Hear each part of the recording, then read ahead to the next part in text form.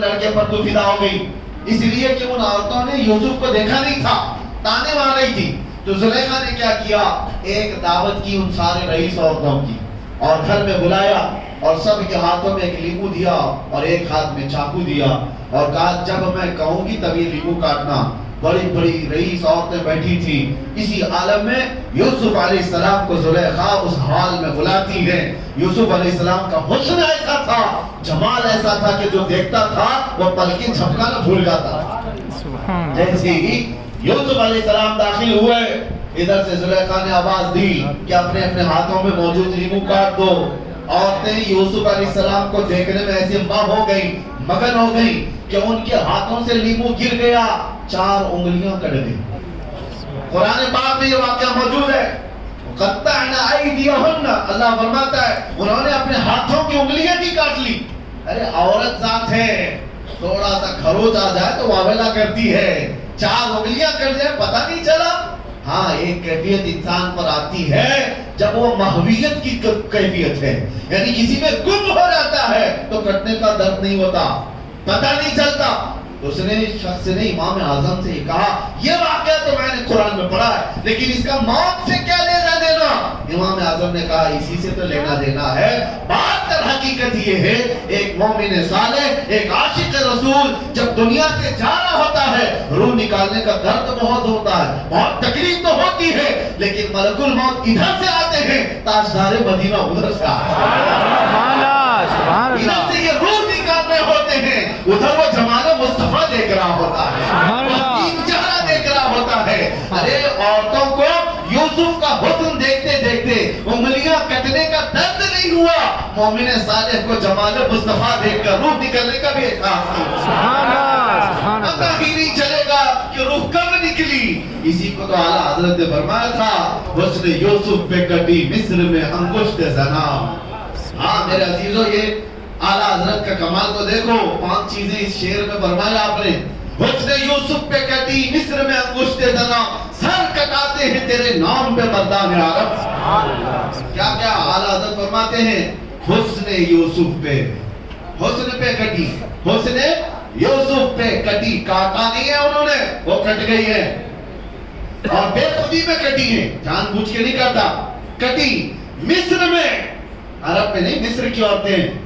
انگشت یعنی انگلیاں، اور زنا عورتیں. اور اس کے بدلے میں دوسرا مصرع دیکھو کمال کا. اعلیٰ حضرت کہتے ہیں وہاں انگلیاں کٹی تھی اور یہاں سر ہے عربوں کے، صحابہ کے، تابعین کے، اور وہاں حسن پہ کٹی تھی، یہاں تو صرف نام پہ کٹنے کو تیار. سبحان اللہ. اور وہ کٹ گئی تھی بے خودی میں، مگر رسول اللہ کے دیوانوں کا حال یہ ہے کہ کٹانا بھی چاہتے ہیں. ایسے نہیں کہ بے خودی میں کٹ گیا سر، نہیں، جان کر کے کہ یہ کہنے پر میرا سر کٹ سکتا ہے پھر بھی کٹانے کو تیار ہے. سر کٹاتے ہیں تیرے حسن پہ نہیں یا رسول اللہ، تیرے نام پہ. اور مصر کی عورتیں نہیں، عرب کے مرد، عرب کے بڑے شخصوار، یا رسول اللہ یہ تیری عظمت ہے کہ وہاں حسن یوسف پہ عورتوں کی انگلیاں کٹ گئی تھی، یہاں صرف آپ کے نام پر بڑے بڑے شہسوار اپنا سر کٹانے کو تیار. بہرحال خلاصہ کلام یہ ہے، اس عشق میں جیتے رہو گے تو دنیا سے جانا بھی آسان ہوگا، یہ دنیا میں جینا بھی آسان ہوگا، جینا بھی آسان ہوگا، جانا بھی آسان ہوگا انشاءاللہ.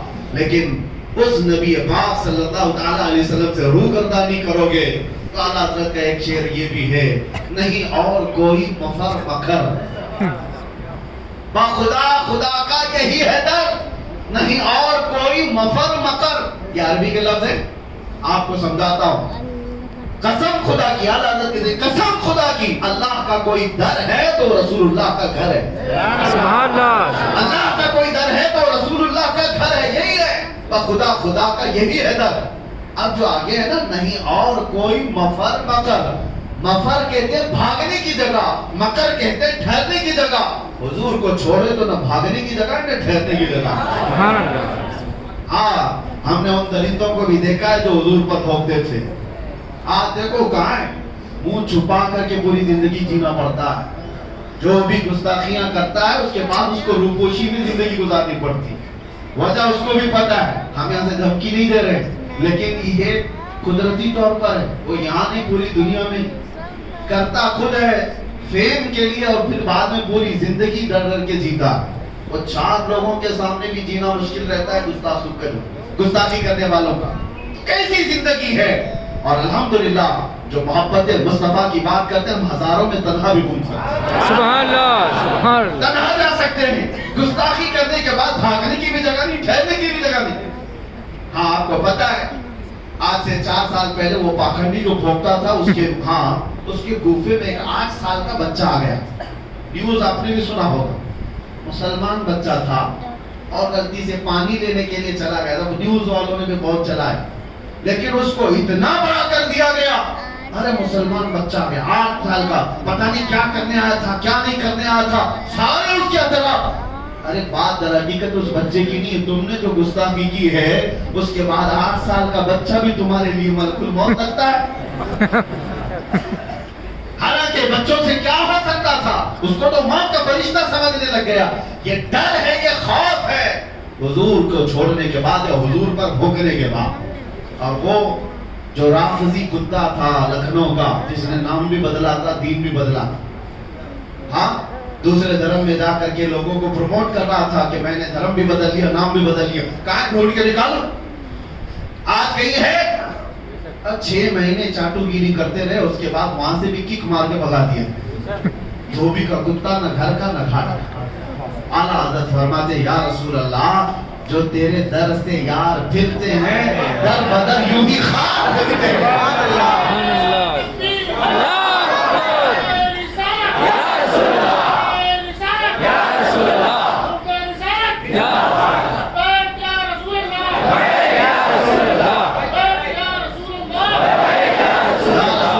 जो तेरे दर से यार फिरते हैं, दर बदर यूं ही खार फिरते हैं। और जो उनके दर से वाबस्ता हुआ, उसका हाल तो ये है कि हर जमाने ने देखा है, जब तक बिके न थे तो कोई पूछता है, या रसूल अल्लाह तुमने खरीद कर हमें अनमोल कर दिया।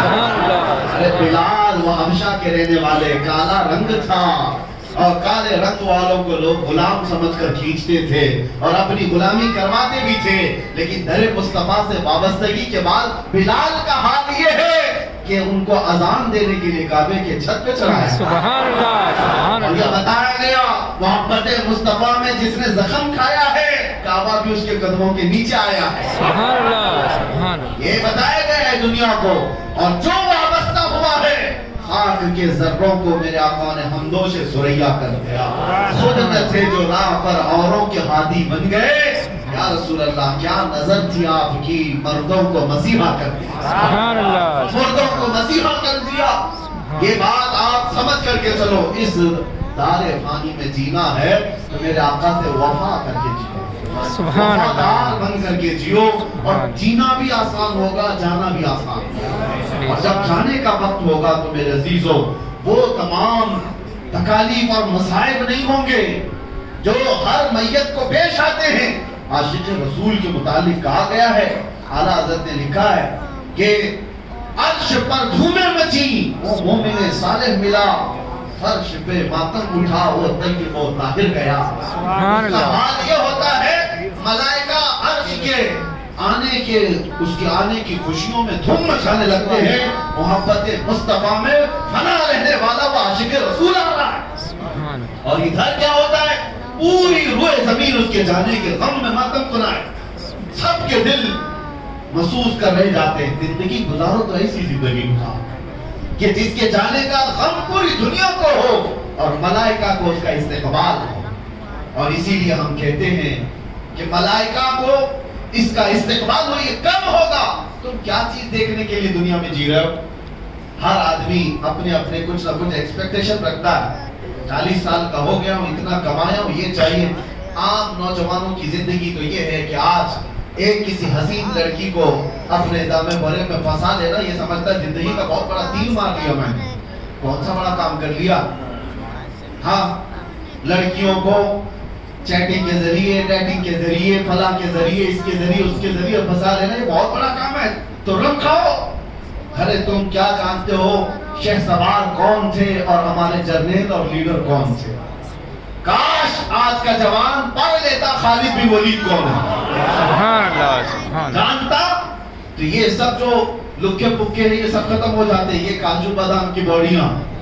خالد بن ولید 125 جنگیں لڑی اپنی زندگی، سبحان 125 جنگیں، اور ایک جنگ میں بھی اللہ نے ان کو شکست نہیں دی. اور جانتے ہو اس لیے میں اس کا ذکر کر رہا ہوں. خالد بن ولید جب لڑنے کے لیے جاتے تھے تو ان کے ہاتھ میں جو تلوار تھی وہ 35 کلو کی ہوتی تھی، 35 کلو کی تلوار. اور کہا جاتا ہے کہ تقریباً 30 سے 40 کلو کا وہ ڈھال جس سے تیر بچاتے تھے اٹھا کے دکھاؤ، اور اس حال میں وہ جنگ کرتے تھے. اور خود خالد بن ولید کہتے ہیں ایک جنگ ایسی ہے جنگ موتا جس میں 9 تلواریں میرے ہاتھ سے ٹوٹی، 9 تلواریں ٹوٹی پھر بھی پیچھے نہیں ہٹے. اور کون سی طاقت تھی، کون سی قوت تھی خالد بن ولید کے پاس؟ جانتے ہو کیا کھاتے تھے وہ، کس چیز سے بے خوف جیتے تھے؟ بات کر حقیقت یہ ایک جنگ میں یہ لوگوں نے منظر دیکھ بھی لیا. خالد بن ولید اچانک لڑتے لڑتے نرغے میں پھنس گئے اور ایک کافر ان کے سر پر تلوار اٹھا چکا تھا اور آپ کا امامہ گر گیا تھا. خالد بن ولید نے اپنی گردن نہیں بچائی، امامہ بچانے کے لیے آگے گیا. سبحان اللہ ارے وہ دشمن گردن پر تلوار اٹھایا ہے اور گرا ہوا امامہ اٹھانے چلے گئے. ان کا یقین کیسا تھا، گردن اس وقت تک نہیں کٹے گی جب تک مولا نہیں چاہے. سبحان اللہ سبحان اللہ امامہ اٹھا لیا، اپنا امامہ لے لیا. وہ سامنے دشمن جو کھڑا تھا وہ حیرت میں ہے. کہا ایک چھوٹا سپاہی بھی ایسی غلطی نہیں کرتا، تم تو سپہ سالار ہو خالد بن ولید، کہ تم ایسے وقت میں جب تلوار تمہاری گردن پر ہو اور تم اپنا کھویا ہوا امامہ اٹھانے جا رہے ہو، یہ پگڑی اٹھانے جا رہے ہو. خالد بن ولید نے جواب دیا تھا بات کر حقیقت یہ ہے میں اپنی طاقت کے بلبوتے نہیں لڑتا، یہ میرے بازوؤں کی طاقت نہیں ہے جو مجھے جرنیل بنائی ہوئی ہے.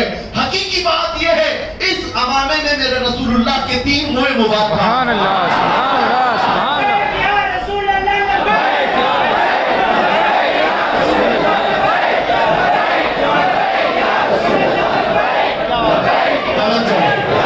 خالد بن ولید کہتے ہیں اس امامے میں رسول اللہ کے 3 موئے مبارکہ ہیں اور میرا یقین یہ ہے یہی برکت ہے جو مجھے ہر میدان میں فتح یاب کرتی ہے. سبحان اللہ سبحان اللہ یہ ہے نسبت صحابہ کی، یہ ہے وفاداری جو انہیں طاقتور بنا رکھی تھی. اسی لیے میں نے کہا وفا کرو تو جینا بھی آسان ہے، جانا بھی آسان ہے. سبحان اللہ بے وفائی میں یہاں گھٹ گھٹ کر کے مرتے رہو گے.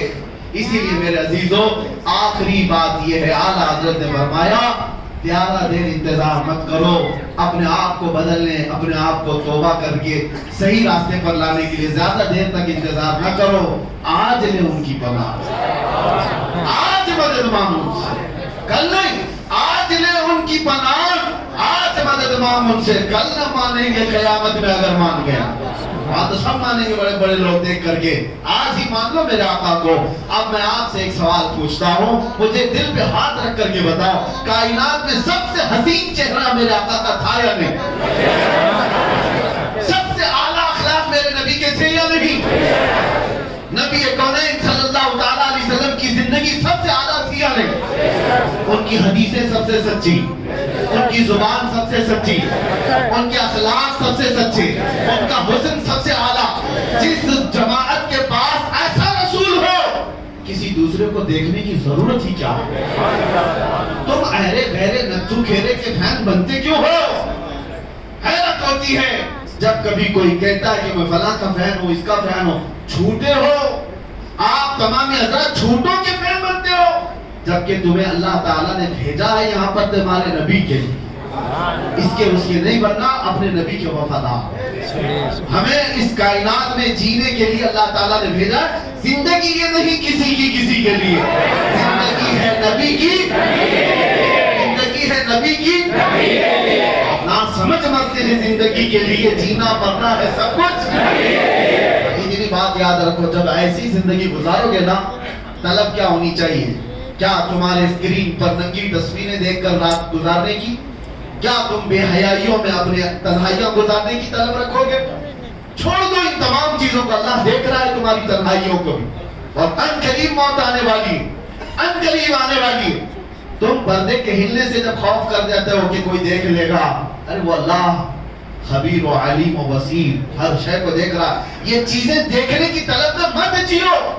صرف جینا ہے تو یہ طلب رکھ کر کے جیو جو اعلیٰ حضرت کے شہزادے مفتی اعظم نے کہا تھا، کچھ ایسا کر دے میرے کردگار آنکھوں میں، ہمیشہ نقش رہے روئے یار آنکھوں میں۔ انہیں نہ دیکھا تو کس کام کی ہے یہ آنکھیں کہ دیکھنے کی ہے ساری بہار آنکھوں میں۔ حضور کو دیکھنے کی طلب لے کر کے جیو، اور پھر وہ وقت آ بھی جائے گا جب بار بار تم دروازہ کھٹکھٹاتے ہو تو دروازہ کھل ہی جاتا ہے، بار بار کسی کا دروازہ کھٹکھٹائے تو کھل ہی جاتا ہے۔ اور میرا رسول بڑا غیرت مند ہے، آتا ہے فقیروں پہ انہیں پیار کچھ ایسا، خود بھیک دے اور خود کرے منگتے کا بھلاؤ۔ روز طلب تو رکھو بارگاہ مصطفیٰ میں، کچھ ایسا کر دو، اور پھر یہ طلب رکھو اور اتنا کہہ دو میرے آقا کی بارگاہ میں۔ یقین ہے نا حضور سنتے ہیں؟ یقین ہے حضور سنتے ہیں؟ پھر یہ کیوں نہیں کہتے یا رسول اللہ سنا ہے آپ ہر عاشق کے گھر تشریف لائے، سنا ہے آپ ہر عاشق کے گھر تشریف لائے، میرے گھر میں بھی ہو جائے چراغاں، میرے دل میں بھی ہو جائے چراغاں۔ جب یہ طلب لے کر جیو گے ایک دن دروازہ کھلے گا، ایک دن رحمت کا دروازہ کھلے گا، اور نہ جانے ہوا ہمارا گھر خوشبوؤں سے مہک جائے، اور پھر اس حال میں تمہاری موت آئے اور ہماری موت آئے تو کس شان سے آتی ہے پتہ ہے؟ کس شان سے؟ ہم نے پوچھا تھا بزرگوں سے کہ جب ہمارے جنازے جاتے ہیں تو ان کو سفید کپڑے عطر لگا کر خوشبوؤں میں ملوث اور اس کے بعد ملبوس اور اس کے اچھے کپڑوں میں ملبوس سرما بھی لگائے، پھولوں سے سجائے۔ ارے یہ تو دولہے کے ساتھ ہوتا ہے، مردے کے ساتھ کیوں ہوتا ہے؟ مر گیا اب اس کو کیا کپڑے، مٹی میں تو جا رہا ہے، عطر اس کو کیوں؟ تھوڑی دیر کے بعد تو بند ہونے والی ہے قبر، یہ سرما کیوں بند آنکھوں پر؟ اور یہ پھولوں سے سجا ہوا جنازہ کیوں جا رہا ہے جیسے شادی میں جا رہا ہے؟ بزرگوں نے کہا بیٹا وہ آج زیارت مصطفیٰ کے لیے آج جو ہمارا جنازہ جا رہا ہے، کسی سنی کی بات کر رہا ہوں، اس کی بات نہیں کر رہا جو مر گیا مردود نہ فاتحہ نہ درود، اسے کیا دیکھ رہا ہے؟ سنی کی بات کر رہا ہوں۔ وہ جنازہ جاتا ہے تو بڑی شان سے جاتا ہے، اس لیے ہمارے بزرگوں نے یہ رواج رکھا تھا لوگ دیکھ کر کے حش کرے آج کی رات یہ میرے مصطفیٰ کی زیارت کے لیے جا رہے ہیں، آ گئی ہے شب گور بھی اسی گل سے ملاقات کی رات، ہاں اسی گل سے ملاقات کی رات۔ اور جب قبر میں جائیں گے ہوگا کیا؟ منکر نکیر کو آنا ہے، نیلی آنکھوں والے کالے چہرے والے زمین کو دانتوں سے نکالتے ہوئے آئیں گے اور جھنجھوڑ کر کے اٹھا کر سوالات پوچھیں گے، بتا تیرا رب کون ہے، بتا تیرا دین کیا ہے۔ اور پھر تیسرا سوال وہی ہے جو سب پھنستے ہیں اکثر، حضور کو دکھا کر کے ان کے بارے میں کیا کہتا تھا۔ بات یہی ہے، بہت سارے تو جواب دے دیں گے میرا رب اللہ ہے، میرا دین اسلام ہے، لیکن فرشتے سوال میں وہاں پر چینجنگ کر دیتے۔ آپ کو پتا ہے فرشتے پہلے 2 سوال میں پوچھتے تیرا رب کون ہے، تو کیا جواب ہوگا؟ میرا رب۔ سوال پر توجہ رکھو، لفظ پر، کون ہے؟ وہ یہ نہیں پوچھ رہے کون تھا، یہ پوچھ رہے کون ہے۔ اور دوسرا سوال بھی فرشتے کہتے تیرا دین کیا ہے، فرشتے یہ نہیں پوچھتے تیرا دین کیا تھا، کیا پوچھتے تیرا دین کیا ہے، وہ کہتا ہے اسلام۔ لیکن تیسرے سوال میں فرشتے چینج کر جاتے ہیں، ما كنت تقول في حق هذا الرجل، حضور کو دکھا کر کہتے ہیں یہ کون ہے، نہیں پوچھتے ان کے بارے میں کیا کہتا تھا۔ ہاں یہ اب بھی کیا کہہ رہا وہ نہیں، پہلے کیا تھا، اپوزیشن میں تھا کہ ادھر تھا۔ ان کو دکھا کر کے حضور کو فرشتے کہتے ہیں ما كنت تقول، کیا کہتا تھا حضور کے بارے میں۔ ہاں تو وہ پھر حضور کو جو کہتا تھا اسے کہنا پڑے گا۔ ہاں وہ خبیث کیا کہے گا جو پیٹ پیچھے کا علم نہیں کہتا تھا، جو وہ کیا کہے گا جو اپنے بڑے بھائی کی طرح کہتا تھا، حضور کو کمتر سمجھتا تھا معاذ اللہ، وہ کیا کہے گا، وہ ہاں لا ادری، نہیں معلوم کیا کہوں گا۔ وہ تو سنی کی قسمت ہے جو کہے گا سارے اچھوں میں اچھا سمجھیے جسے، اچھے سے اچھا ہمارا، سارے اونچوں سے اونچا سمجھیے جسے، اونچے سے اونچا۔ ارے جس کے طلبوں کا دھومن ہے آگے ہے وہ جانے مسیحا۔ ہم تو نبی کو کیا کہتے تھے، قبر میں جھوم کر کہیں گے سرور کہوں کہ مالک و مولا ہے باب خلیل کا کلے زیبا کہوں تجھے، اللہ نے تیرے جسم منور کی تابش ہے، اے جانے جام جانے तजल्ला कहूँ तुझे, तेरे तो वस्फ ऐबे तनाही से है बनी, हैरान हूँ मेरे शाह में क्या क्या कहूँ तुझे, लेकिन रज़ा ने खत्म सुखन इस पे कर दिया, अरे खालिक का बंदा खल्क का आका कहूँ तुझे। अब ये कहेंगे, और इतना ही नहीं, आशिक एक और मंजिल आगे बढ़कर कहते हैं, अरे जवाब देने और सवाल करने की नौबत बाद में आए, बाद में आए। एक वो आशिक है जो एक मंजिल और आगे है, वो मुनकर नकीर से क्या कहता है पता है, अब तो पाए नाज से, सुभान अल्लाह, अब तो पाए नाज से आए फरिश्तों क्यों उठूं, अरे मर के पहुंचा हूं यहाँ इस दिलरुबा के वास्ते, सुभान अल्लाह, इस दिलरुबा के वास्ते मुझे आने के लिए, इन्हें देखने के लिए मरना पड़ा है। तुम सवाल जवाब पे लगे हो, इनके लिए तो मरा हो। इसीलिए बस अब गुफ्तगू खत्म करते हैं। हमारी कुल कायनात, हमारा कुल सरमाया, हमारी जिंदगी, हमारा मताए हयात, सब कुछ जाने मुस्तफा है, सुभान अल्लाह, जाने कायनात है। वो परवरदिगार के महबूब है, जिसके लिए अल्लाह ताला ने हमें इस जीती जागती दुनिया में भेजा है। तो सिर्फ और सिर्फ अमानत ये है, सच्चाई ये है, हम ये कहें बारगाह मुस्तफा में, या रसूल अल्लाह अहरे गहरे नथु खेरे के लिए अब जुबान नहीं खुलेगी, जीऊंगा तो दूसरों के लिए नहीं जीऊंगा, जो कुछ भी करूंगा आपकी मर्जी के मुताबिक, दहन में जुबान, बदन में हिजाब, हम आए यहाँ, उठे भी वहाँ, जमीनों